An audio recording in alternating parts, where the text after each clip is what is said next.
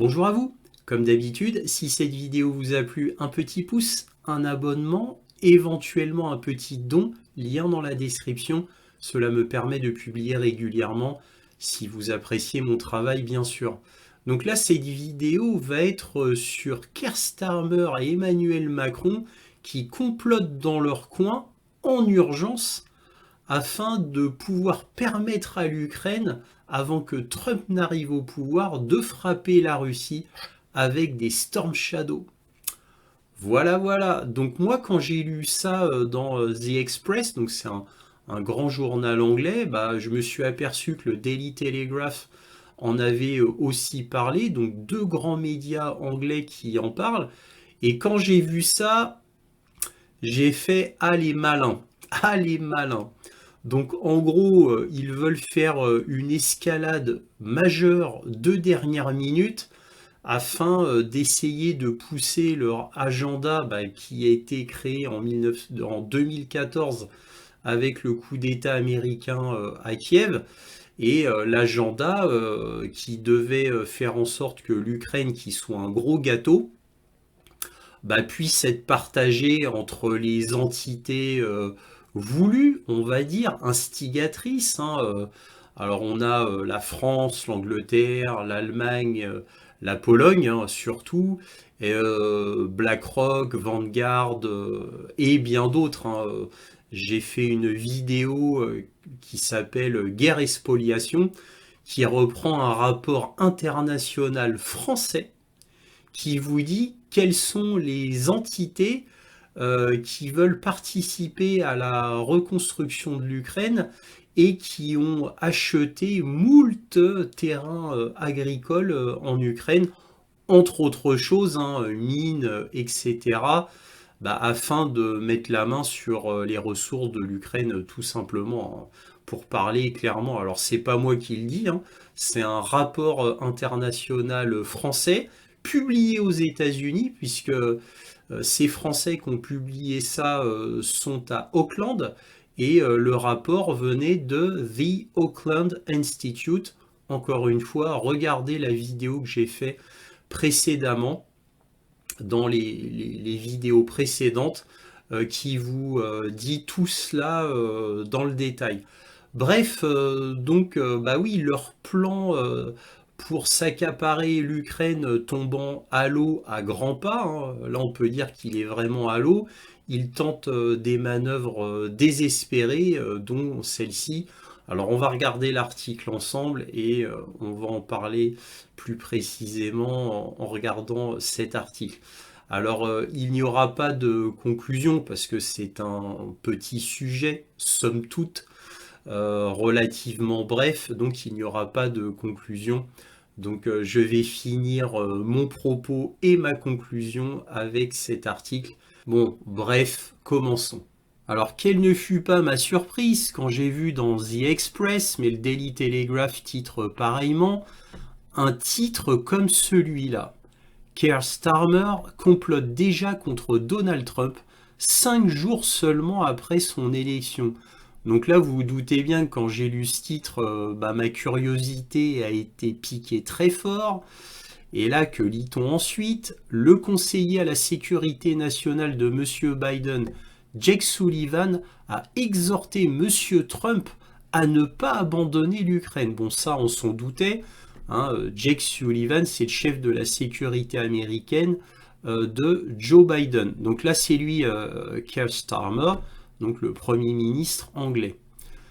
Sir Keir Starmer et Emmanuel Macron complotent pour augmenter considérablement le soutien militaire à l'Ukraine avant l'arrivée de Donald Trump à la Maison-Blanche. Le Premier ministre et le président français se rencontreront aujourd'hui à Paris et discuteront de la possibilité de persuader enfin le président américain sortant, Joe Biden, de donner à Kiev le feu vert pour tirer des missiles Storm Shadow de fabrication britannique en profondeur dans la Russie. Voilà, et ça s'arrête là, l'article. Donc, vous voyez un petit peu les manœuvres politiciennes de bas étage. D'abord, il faut savoir que Donald Trump a été élu très très largement. À la fin des fins, il a eu 312 grands électeurs, ce qui est absolument énorme, étant donné le contexte entre Joe Biden, ensuite Kamala Harris, puis Trump, donc étant donné le contexte de la campagne présidentielle où tous les journalistes s'appuyant sur des sondages évidemment venant de grands médias, des entités purement démocrates faisaient les sondages, donc évidemment les sondages les donnaient très serrés, il n'y avait que quelques très rares sondages, dont un que je vous avais montré qui était indépendant et qui donnait 10 points d'avance sur Trump, mais c'était un rare sondage en gros qui disait la vérité. Moi je vous l'avais montré déjà dans un point sur l'Ukraine, mais bon bref, passons. Donc voilà, donc les sondages nous disaient ah c'était très serré, mais non, en fait Trump a gagné à tous les niveaux. Il a eu le Sénat, il a eu la Chambre des représentants, il a eu le vote populaire puisqu'il a fini avec près de 7 millions de voix d'Américains en plus par rapport à Kamala Harris. Donc il est énormément de grands électeurs. Bref, il a gagné sur tous les tableaux. Donc là, le fait déjà que Keir Starmer et Emmanuel Macron fassent ça, déjà c'est ne pas respecter les électeurs américains, puisque les électeurs américains ont assez largement voté pour Donald Trump, qui lui ne voulait plus d'aide à l'Ukraine.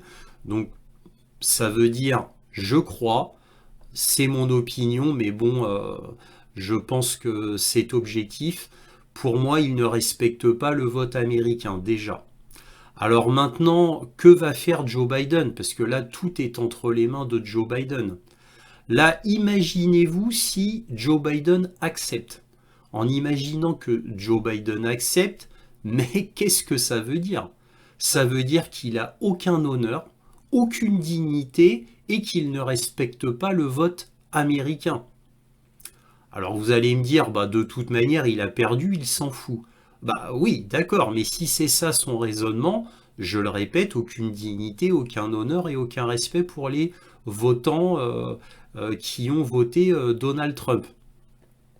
Alors déjà ça, et en plus ça veut dire que bon, il va se ridiculiser, puisque à 3 reprises, il a définitivement dit non à Zelensky, qui à 3 reprises était venu le voir avec cette même demande.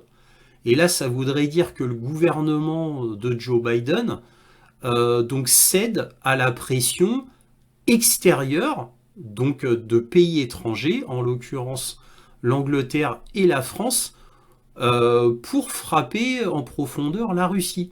Donc que ce serait une décision qui ne viendrait même pas de la Maison-Blanche, mais extérieure. Puisque, encore une fois, je le répète, à 3 reprises, la Maison-Blanche a dit non.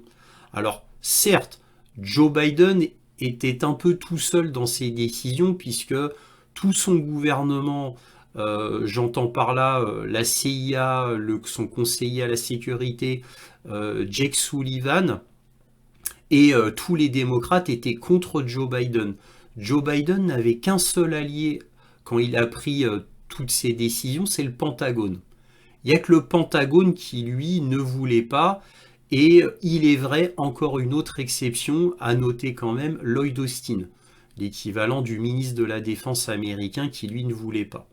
Mais à part Lloyd Austin et le Pentagone, tout le monde voulait autoriser cela. Jake Sullivan, la CIA, les membres de la Maison-Blanche, et la plupart des membres du gouvernement, ainsi que presque tous les démocrates, à quelques exceptions près. Mais Joe Biden a résisté, hein, malgré son Alzheimer. Pour ça, il a résisté. Donc, c'est pour vous dire hein, que malgré sa maladie, il est resté adamant sur cette question-là. Donc, ça lui tenait à cœur. Tout le monde le sait aux États-Unis, hein, en réalité, et même tout le monde le sait dans la sphère géopolitique mondiale. Donc il ne veut pas faire une escalade en Ukraine. Joe Biden, au moins, il a gardé ça précieusement pour lui. Donc là, ça voudrait dire quoi s'il cédait? Ça veut dire que il cède aux pressions de Macron et de Keir Starmer. La honte absolue. Donc, vraisemblablement, Joe Biden restera sur sa ligne de conduite, tout comme le Pentagone et Lloyd Austin, c'est-à-dire un non catégorique. Alors là, ce serait vraiment le quatrième non catégorique si on reprend toute l'histoire. Mais voilà, quoi. Vous voyez un petit peu où on en est, quoi. Où on en est. Comment ça se fait que Kerstheimer et Macron se permettent de comploter et que ça arrive dans les grands médias. Ça veut dire que Joe Biden, en réalité, et le monde entier, hein, mais bon, la Maison Blanche, tout du moins, voit ce complot qui se fait en public, à l'international. C'est même pas des coups de téléphone secrets, non, non, c'est dans la sphère publique. Voilà, on s'en fout. C'est d'une telle arrogance, d'un tel mépris vis-à-vis de Joe Biden, c'est étonnant.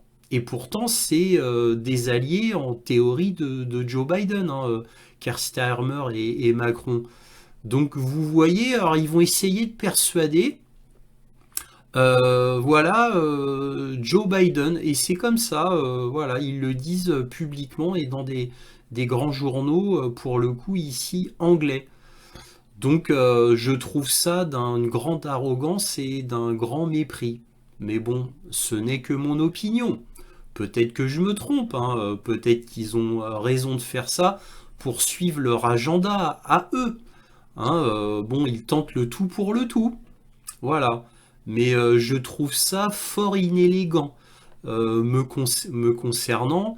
Et si Joe Biden a encore une once de lucidité, de dignité et d'honneur, normalement il devrait les envoyer paître. Bref, nous verrons bien. Voilà ce que je pouvais dire quant à cette affaire qui était quand même très intéressante à noter. Si cette vidéo vous a plu, n'oubliez pas un petit pouce, un abonnement, éventuellement un petit don, lien dans la description. Merci à tous de votre soutien à cette chaîne et toujours, soyez curieux.